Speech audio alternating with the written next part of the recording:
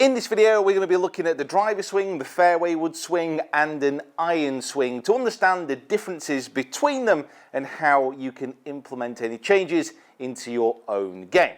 The first thing that we need to understand is how all these clubs move through impact. Firstly, the driver. Now, when you're striking the driver, more than likely the ball is going to be on a tee peg. This lifts the ball off the ground and allows an ascending angle of attack. This means that you want the club to be moving up as it strikes the ball. Now, this will give you better launch, it will give you better spin conditions, it will allow you to hit the driver in the most effective way.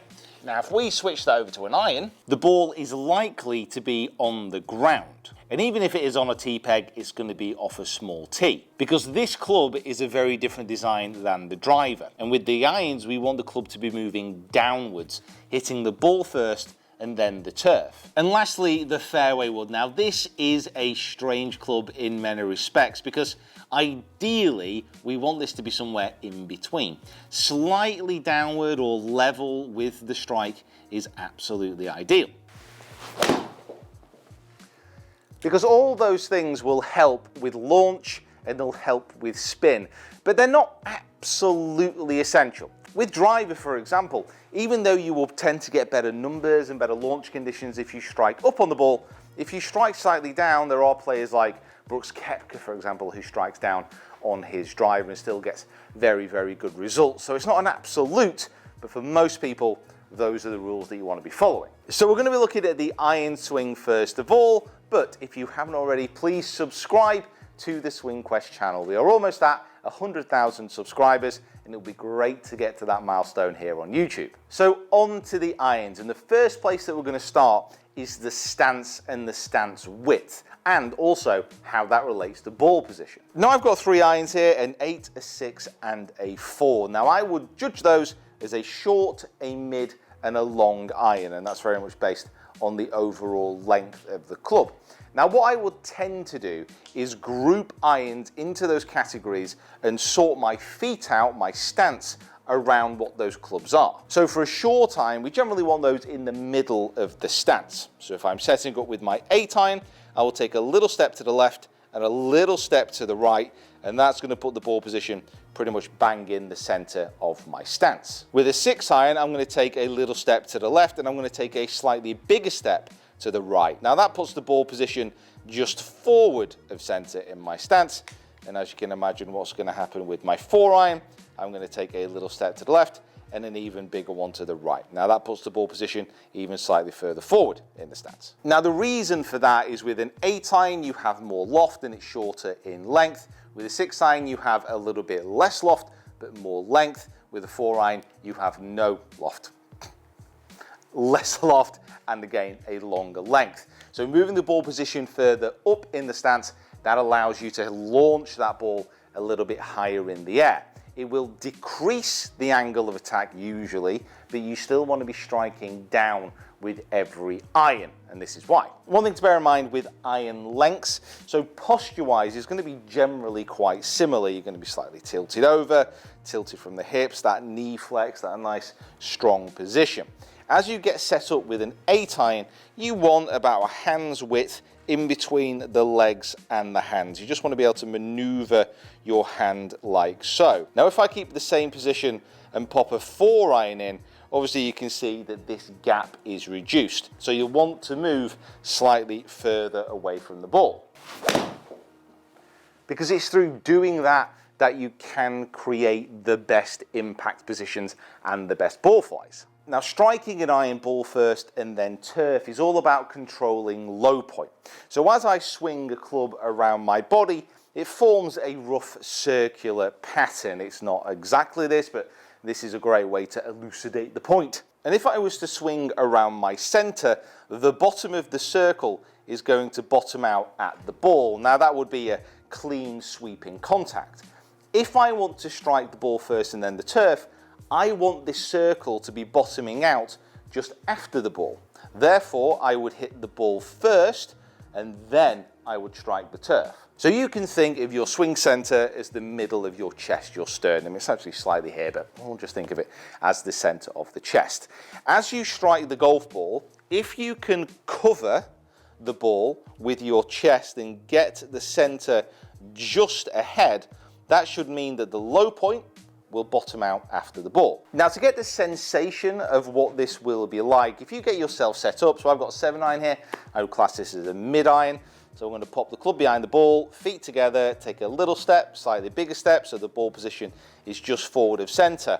And what I'm going to do is I'm going to place my weight, my body weight, on the front leg. I'm going to put about 70% of my weight on this left side.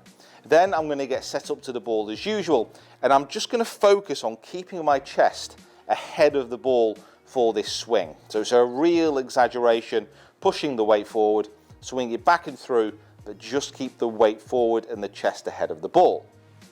Now, if you execute this correctly, the ball's going to take off quite low and piercing because you're so far ahead of the ball. So do that drill, get used to it, and on the actual swing, get yourself set up normally, and then just try and focus on turning back around your swing center, so feel like your spine angle, that you're turning around that point, and then just return the chest over the golf ball. So you want to be feeling like that chest is shifting over the ball as you strike. Now, there are some arguments to say that if you are struggling with striking your irons, ball first and then turf, that you can keep weight on that front foot throughout the swing. I often feel that might lead to a bit of a reverse pivot. I like the feeling of turning around the swing center and then covering with the chest, because it also gets the impetus of the shift towards the target. At the address position, you'll also notice here how the shaft is leaning slightly ahead of the ball. If you can cover impact with the chest, but return those hands ahead of the ball, this will also allow you to strike down on the ball more effectively. If you can get yourself a video at impact and find that you're doing this and the club head is overtaking the hands too quickly, this little drill of holding the hands ahead of impact might help you a little bit more. Now, onto the driver, and you'll definitely see the differences between the irons and this club. For a start, the driver, it's more of a set piece move. You're generally going to be on a flat tee, the ball is going to be up in the air, and you're just going to be trying to hit it as far and as straight as possible. Whilst the stance width for your irons can vary depending on the length and the loft, with the driver, it's going to be the same every time, which also makes it really useful and consistent to practice. But we can use the same type of format. So start with the feet together, and all I want you to do is splay the lead foot out, give it a little tap forwards, and then take a nice big step with the right foot. So the feet are pretty much just outside the shoulder width. This is going to put the ball position right at the front of the stance, and it's also going to give you a really stable base to swing from. Now, because that setup is consistent, you'll also notice here that the middle of my chest is now behind the golf ball. And we want to try and maintain that position as we swing through and hit. Remember that circle all around the body? If my chest is a little bit more behind the ball, that should mean that the circle is moving upwards and my club should be moving upwards as it strikes. Also, when we're striking our irons with the chest more on top of the golf ball, as we're now more behind the shot, it's okay to move this club a little bit more around the body, because we're not trying to get down on this shot. We're going to try and allow the club to move around and outwards to the golf ball. One of the trickiest things with the driver is not getting set up like this. It's not actually hitting up on the ball. That can be achieved quite easily. One of the big factors that you need to be aware of is as you strike, you don't just want to be hanging off this back foot. You still want pressure moving forwards. You still want momentum towards the target, but as long as that chest and that hand position stays behind the ball at impact, you can strike up, but still move through towards the target. If you find yourself hanging on the back foot like this after you've shot, then you've probably not transferred your weight effectively. Now, between the driver and the 8-iron, you can obviously see the big differences in the club, and those differences that will be made to your posture. Now, even though you generally want the same posture position, so tilt over from the hips, nice and strong, that little bit of shoulder tilt as the right shoulder drops below the left. it will become more pronounced as the driver comes into play. Now this is something that you don't need to fight. You want that little bit of shoulder tilt, you want the spine slightly away from the target. Again, this is going to enable you to strike upwards. And the same rules apply. You want that little bit of room in between the lead hand and the lead thigh. So, onto the fairway woods. Now, as you might have guessed, this falls somewhere pretty much in the middle. Now, fairway woods are incredibly versatile. You're going to be using them off the fairway, out the rough. A lot of you will use them off the tee as well. So they can be slightly off the ground, they can be off the deck, they'll be off rough lies. You can even use them for chipping. They really are the Swiss Army knife of the golf bag. Now, Swing Quest is all about improving technique. However, I am going to offer some equipment advice here. I have 15 degrees on this 3-wood, and even though it looks like there's not a lot of loft, there is enough to get the ball up into the air and down the fairway. But if it's something that you're not confident with, if you feel that you're constantly trying to lift the ball up into the air, then I recommend getting one of these. Now, this is a 5-wood, and it's 18 degrees of loft, so 3 more degrees of loft than the 3-wood that you just saw. Now, you might think, well, that's hardly anything, it won't make a difference. The amount of change that this can make in the psyche of a golfer is quite profound. And also, a 5-wood, generally, if you are striking down on it, will come in with a little bit less loft. Let me put it this way, even the very best players in the world, a lot of them are ditching a 3-wood and putting in a 5-wood. So we know that we don't want to be leaning back as we hit a fairway wood, because that's going to bottom out the angle of attack before the ball and you'll hit a fat, a top or a thin. And we also know that we don't want to be driving so far ahead that we completely de-loft the club and it comes out like an absolute worm burner. So we can get set up to a fairway wood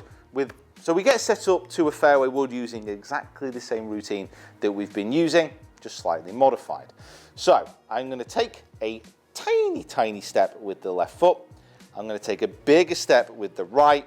And what we want to see here is the ball position just inside the front heel. This puts my swing center here pretty much on top of my club head. And what I want to be doing here is turning back and turning through and keeping that in the same position. Now, with the fairway wood, I would say that shifting towards the target is more of an imperative in the most general terms, because a lot of golfers out there, very tempting when the ball is on the green. So again, especially try and lean back. So just a nice drill with the fairway wood, using that setup, but as you swing through impact, really try and come up to a full balanced finish. That's going to enable you to get the feeling of being right on that front toe, facing down towards the target. Oh my God, go in. I'm literally never going to hold a demonstration shot. It's one of the big bugbears.